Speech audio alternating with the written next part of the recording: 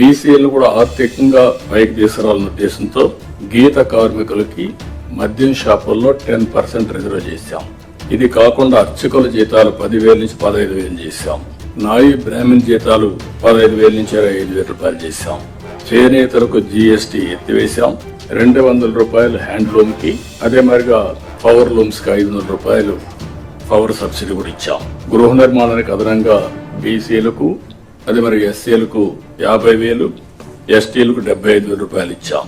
ఇమాములకు 10,000, మౌజములకి 5,000 గౌరవ వేతనం కూడా ఇచ్చేసాం, పెంచాం, అవి కూడా ఇస్తున్నాం. వెల్ఫేర్ ఎక్కడా నెగ్లెక్ట్ చేయడం లేదు. ఇక్కడ నేను మిమ్మల్ని కోరేది ప్రభుత్వం యొక్క ఇమేజ్, వెల్ఫేర్ సక్రమంగా డెలివరీ కావాలి. టేక్ ఇట్ ఫర్ గ్రాంటెడ్ కాదు. అందుకే అనునిత్యం ఏ వెల్ఫేర్ ప్రోగ్రామ్ వచ్చినా లాస్ట్ మైల్ కి కరెక్ట్ గా చేరతా ఉందా లేదా, చేరే విధానం కూడా ఏదో భిక్షగాళ్ళకి మారిగా ఏదో మీరు దానం చేసినట్టు బిహేవ్ చేస్తే కరెక్ట్ కాదు.